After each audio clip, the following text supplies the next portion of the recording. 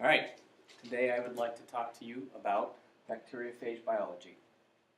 For those of you who don't know, bacteriophage is, briefly, a virus that infects bacteria. Bacteriophage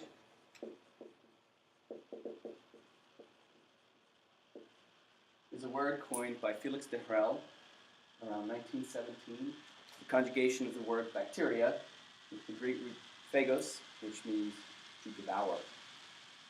Bacteriophage were discovered independently by Felix de Herelle and Frederick Twort.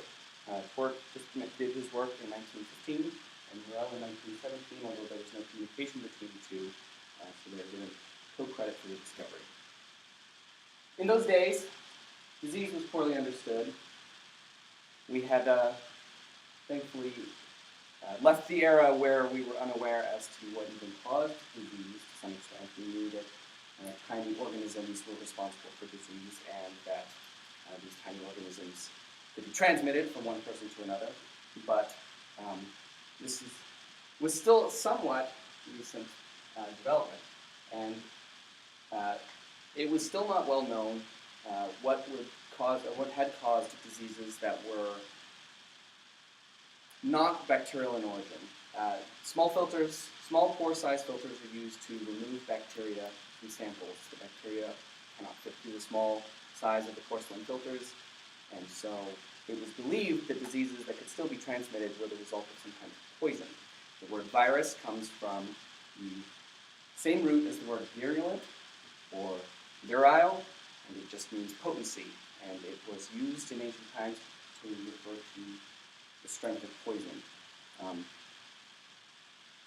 What Herelle noticed was that if he put a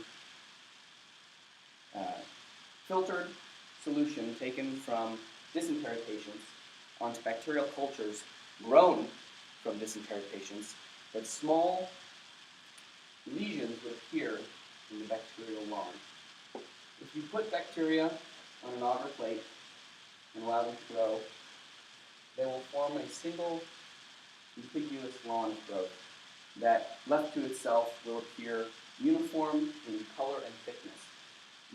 These viral plaques were small lesions because they destroyed the bacterial growth and burst the cells. They were visible on the plate in macroscopic scales, and that's why we refer to them as phages.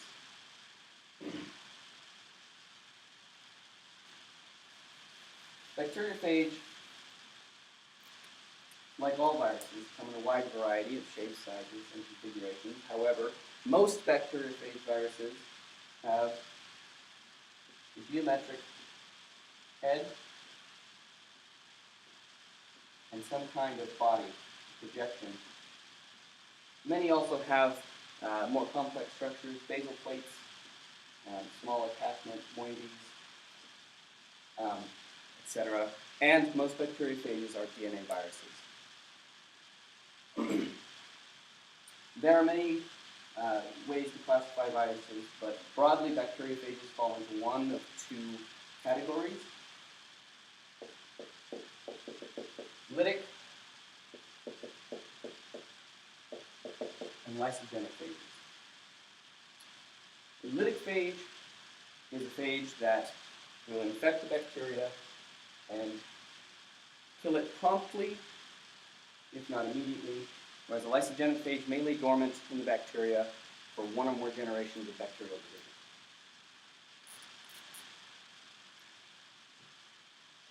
When a phage attacks bacteria,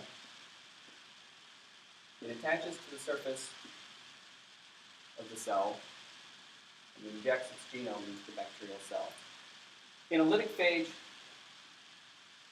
this viral genome will generally simply be replicated,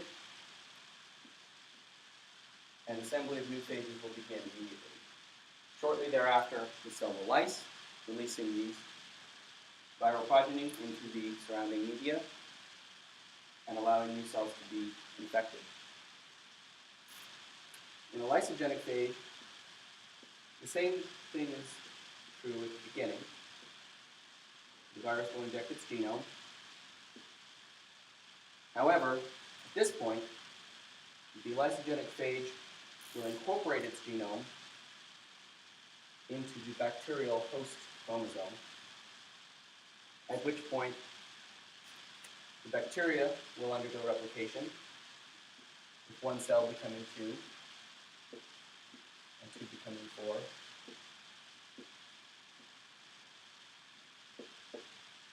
etc., until some external stimulus causes the virus to begin undergoing the lytic cycle again. This can be any number of things, but the most common is DNA damage. If the bacterial cell begins to use its chromosomal repair mechanisms, this indicates to the virus that the cell is of poor health, and it begins to replicate, it abandons ship.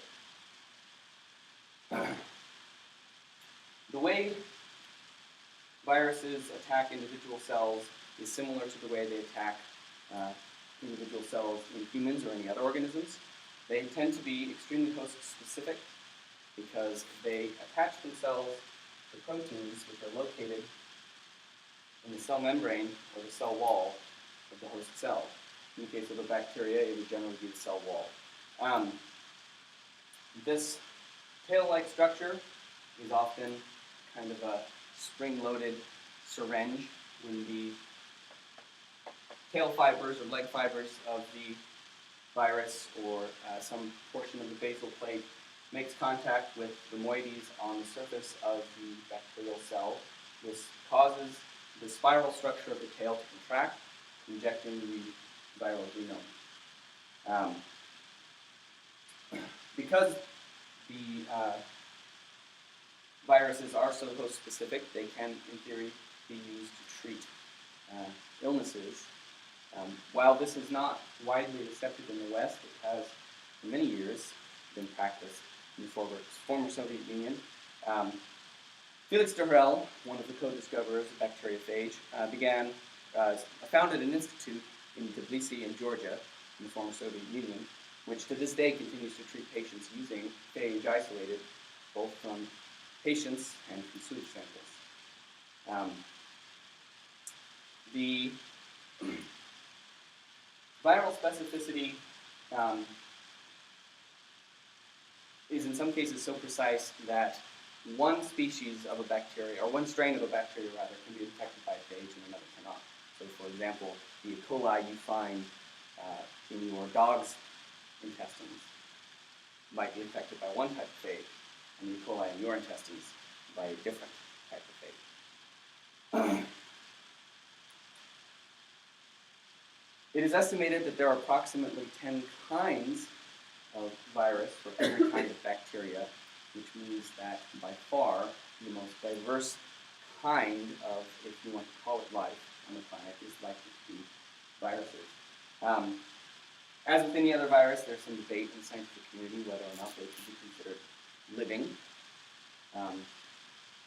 And there is good reason for both arguments.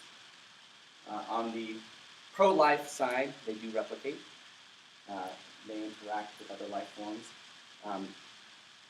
The primary argument against their being considered life is that while they have DNA and they have other structures, they are not cellular. They cannot undergo replication without a host. And they do not eat or respire or grow.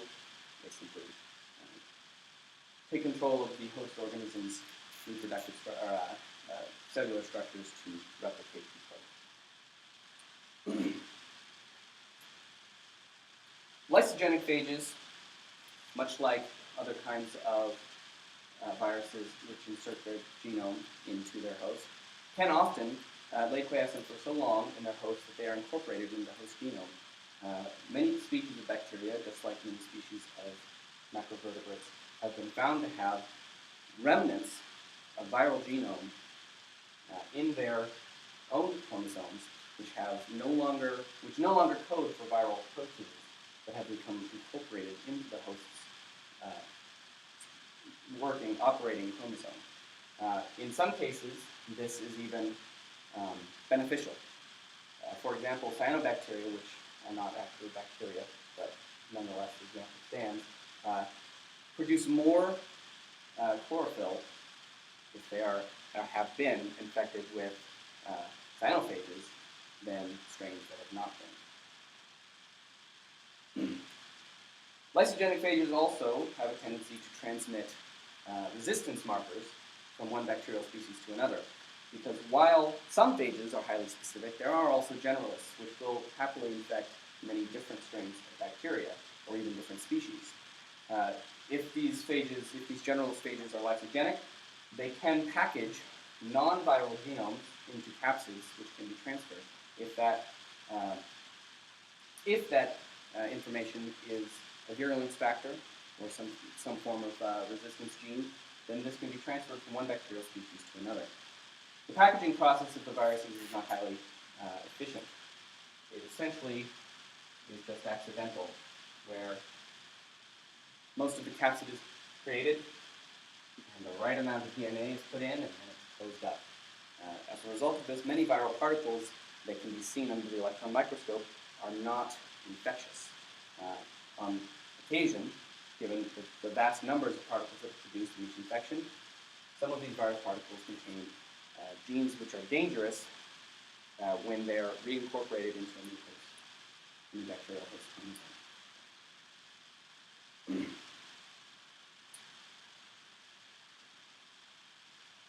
Most people have a tendency to think of viruses as purely negative in nature. However, I think that it's important to realize that these are a natural part of the ecosystem. They've been around much longer than we have. And viruses and bacteria and microvertebrates have been coexisting for millions of years. If we are able to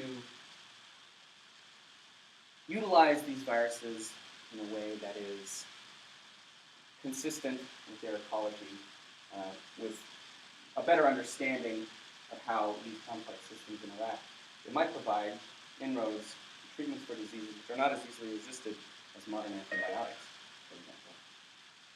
Are there any questions? I feel like I went a little fast.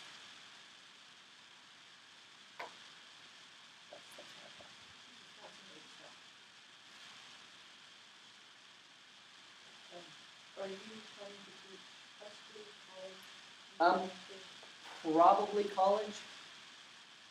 This is my research, is these guys, which is why I chose it as my topic. Well, not to people. To my committee. Yes. Although the presentation to my committee was more in depth. Right. These are my babies. This is what I study. This is like what I do. So, actually, I put together a short bulleted list and practiced it a couple of times this afternoon to try to get it to 15 minutes. Like I said, I feel like I went fast. I didn't check what time it was. Right. It was about 15 minutes when I gave it out loud to myself. When you're presenting, you have a tendency to speed up, I think. Yeah, no, I feel like I have a little bit of an advantage today because I teach microbiology labs, on campus. So